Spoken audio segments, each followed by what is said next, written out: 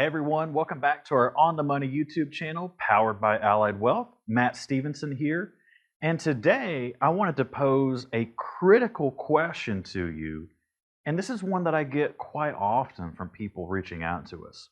And that is, how much risk can I actually afford to take with my retirement plan and maintain my lifestyle for these years to come? And that starts with understanding the key difference between what we call risk tolerance and risk capacity. So, if we think about risk tolerance, that is really our comfort level with investing. Do we want to be more conservative? Are we comfortable being more aggressive? And no matter which end of the spectrum you're on, that's perfectly fine. A lot of folks are okay with market risk and some aren't. Some people perhaps have no business having money in the market at all. That's okay. We can build a plan around that. But the challenge with talking about risk tolerance is it's subjective. It changes based on how we think and feel in the moment. It changes over the course of time, and it also changes based on the economic environment we find ourselves at. Case in point, the last couple of years. We've ebbed and flowed dramatically from very strong markets to fairly weak markets, and I've seen that psychological mindset shift rapidly along with the market itself. And if we go into retirement and allow our emotions to drive that decision making, that's where we risk derailing everything we've worked so hard for and perhaps leading to a lifestyle change that we can't afford. And that's where we need to understand through proper planning what we call risk capacity. And so this is more of a mathematical basis to understand, based on the assets that I've accumulated all these years, how much risk can I actually afford to take and not risk changing my lifestyle over the next 20 to 30 years without running out of money or income in the process. And so let's dive into a specific example of how we do this and what it entails. And so here we have an example of Bob and Nancy, and both are age 63. Now Bob's still working, but he wants to retire in 2 years at age 65. He's trying to bridge that gap until Medicare kicks in at age 65 for both he and Nancy. Now, with both of them, their combined Social Security benefit at 67, which is their full retirement age, will be about $80,000 a year, which is an excellent foundation to that income that they need. Now, they've done quite well in saving. They've accumulated about $3 million in retirement assets between active 401k plans through work, individual retirement accounts, and even some after-tax savings like a brokerage account. This is an excellent start and foundation to using those savings to provide an additional income stream. Now, when we think about that, let's assume for easy math example that Bob and Nancy take a 5% distribution or withdrawal rate out of their nest egg each year in retirement. Well, 5% of $3 million produces an additional $150,000 a year added to their Social Security benefit of $80,000 per year. And that gets them to a pre-tax income of $230,000, which is excellent. Now, we still need to account for taxation and Uncle Sam, of course. Again, for easy math's sake, let's assume a 25% effective tax rate that they pay on each dollar. And so with a pre-tax income of $230,000, once we account for taxes, that gets them to an after-tax income of $172,500 in this example. Now, their income goal after tax was $150,000 per year. And so they're in good shape. They're actually above and beyond right now today what their goal is for that after-tax income over the course of retirement.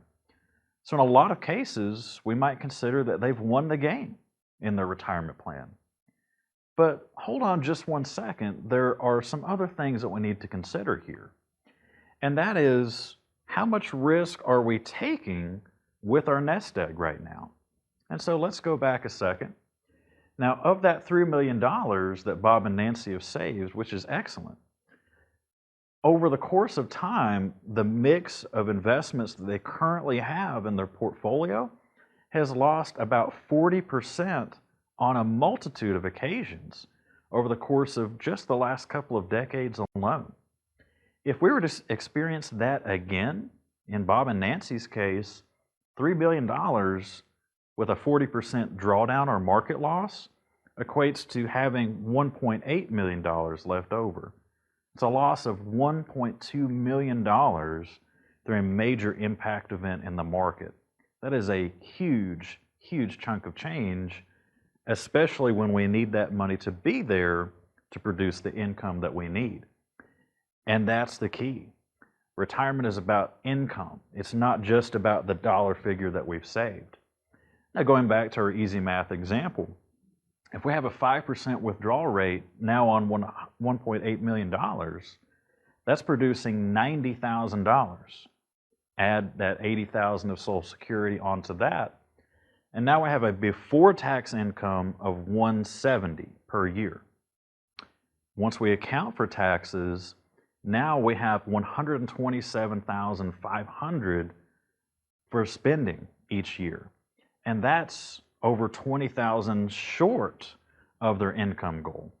And so now, because of the market risk that we're taking and that loss potential that they've experienced time and time again, now that's perhaps leading to a lifestyle change. So where do we go from here?